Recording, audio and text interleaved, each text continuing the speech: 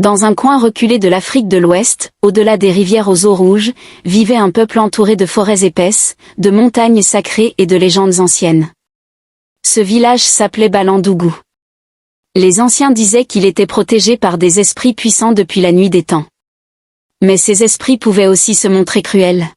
À Balandougou vivait un prince nommé Mansa Khalifa. Il était jeune, à peine 25 saisons, mais il régnait déjà sur son peuple avec sagesse. Il était d'une beauté si grande que les griots chantaient, sa peau brille comme la pierre d'or, ses yeux reflètent le ciel avant la pluie, et ses cheveux sont noirs comme la nuit sans lune. Mais malgré toute sa richesse et son pouvoir, Mansa Khalifa était seul. Terriblement seul. Car Mansa portait un secret que chaque habitant du village connaissait, un secret qui transformait son palais en prison dorée. Chaque pleine lune, lorsque la lune était ronde et blanche, son corps d'homme se transformait en un gigantesque serpent. Un boa sacré, long comme 3 palmiers, avec des écailles sombres et des yeux dorés comme le soleil couchant. Cette malédiction, il l'avait reçue dès sa naissance. Sa mère, la reine Nima, mourut en le mettant au monde, et les anciens dirent: il est né pour devenir le gardien spirituel de Balandougou. Il est né avec la marque du serpent. Au début, le peuple croyait que c'était une bénédiction. Mais ils découvrirent bien vite la vérité. Car chaque transformation le poussait à avaler une jeune fille. Et à chaque pleine lune, une famille pleurait une fille disparue. Le conseil des anciens imposa alors une loi: chaque mois, une famille devait offrir leur fille au prince serpent. Les gens disaient que c'était la volonté des esprits pour protéger le village des malheurs. Mais Mansa, lui, vivait cela comme une torture. Chaque nuit de pleine lune, il hurlait de douleur avant que son corps ne se transforme, et ses larmes coulaient sur ses écailles épaisses. Mais personne ne pouvait l'entendre, enfermé dans sa chambre sacrée sous le palais. Un matin, alors que le soleil rouge se levait derrière les baobabs, une jeune fille nommée Kani se leva avant tout le monde. Kani était orpheline. Elle vivait seule dans une petite case de paille près du grand tamarinier. Sa peau était couleur d'ébène, ses yeux brillaient comme 2 étoiles, et son sourire guérissait les cœurs blessés. Elle grandissait dans la pauvreté, mais possédait une richesse que personne ne pouvait lui voler, un cœur courageux. Depuis qu'elle était enfant, Kani observait le prince de loin, chaque fois qu'il venait bénir le marché ou écouter les doléances du peuple. Elle voyait la tristesse dans ses yeux. Elle sentait sa douleur. Et malgré la peur de tous, Kani, elle, l'aimait. D'un amour silencieux, pur et profond. Un amour qu'elle cachait même à sa meilleure amie, Fanta, la tisseuse de pagne. Un jour, alors qu'elle pilait le mil sous le soleil brûlant, Fanta lui dit: Kani, je t'ai vu regarder le prince hier encore. Pourquoi t'obstines-tu? Tu sais ce qu'il est. Il est dangereux. Kani posa son pilon, essuya la sueur sur son front et répondit: Fanta, son cœur souffre plus que ses victimes. Je le vois. Je le sens. Aucun esprit mauvais n'habite son âme. Il est prisonnier d'une malédiction qu'il n'a jamais choisie. Fanta soupira. Même si c'est vrai, ton amour ne pourra jamais changer son destin. Oublie-le. Mais Kani ne l'oublia pas. Et ce soir-là, alors que la lune commençait à grossir, annonçant la pleine lune imminente, elle pria devant sa case. Elle pria longuement, les yeux levés vers les étoiles, demandant aux ancêtres de lui donner la force de sauver l'homme qu'elle aimait. 3 jours plus tard, le tambour sacré retentit dans tout le village. Le conseil des anciens avait décidé. La prochaine offrande, ce serait Kani. Fanta courut jusqu'à elle, en larmes. Non, Kani. Ils n'ont pas le droit. Je vais aller supplier le conseil.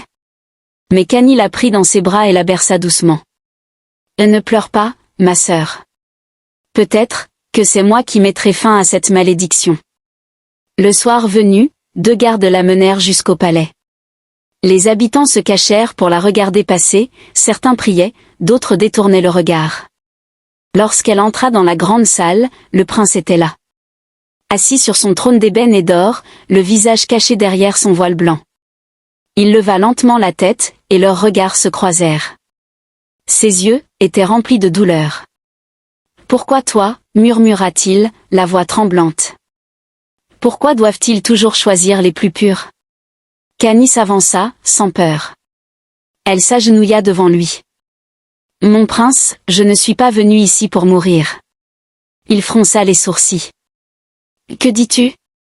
Tu ne comprends donc pas, ce soir je deviendrai serpent, je ne pourrai pas me contrôler, je vais te dévorer comme les autres. Elle posa ses mains sur ses genoux, et leva les yeux vers lui. Je comprends, mais je te demande une seule chose, laisse-moi rester à tes côtés cette nuit. Ne me chasse pas. Le prince détourna le regard, les larmes roulant sur ses joues. Jamais, jamais aucune des filles offertes n'avait parlé ainsi. Elles pleuraient toutes, hurlaient de peur, suppliaient les gardes. Mais elle l'acceptait. Il hocha la tête, incapable de trouver la force de refuser. La nuit tomba. Les tambours cessèrent. Le village s'endormit. Et dans la chambre sacrée, Mansa commença à trembler. Son corps se tordait de douleur. Ses os craquaient, ses muscles se déformaient. Kani resta près de lui, récitant des prières qu'elle avait apprises de sa grand-mère. Ô esprit de la terre et du ciel, ô ancêtre, délivrez-le de cette souffrance. Ses jambes devinrent une longue queue écailleuse, son cou s'allongea, ses dents devinrent crochets.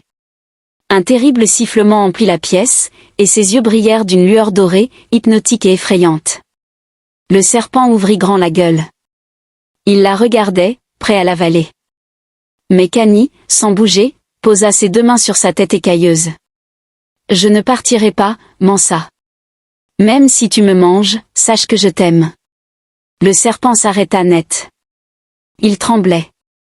Ses yeux, remplis de larmes, fixaient la jeune femme. Et soudain, une lumière blanche jaillit de son front.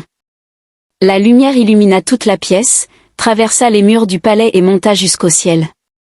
Le peuple, réveillé par la lueur, sortit de leurs cases et virent une colonne de lumière blanche s'élever du palais vers la lune. Les anciens se prosternèrent. Dans la chambre, la peau du serpent se mit à craquer. Les écailles tombèrent une à une sur le sol, révélant la peau brune et lisse du prince. Ses yeux reprirent leur forme humaine. Sa respiration était haletante, mais il vivait, humain, libre. Il se mit à pleurer, tenant Kani contre son torse, répétant sans cesse. « Tu m'as sauvé, je ne suis plus un monstre. » Kani, épuisé, sourit et murmura.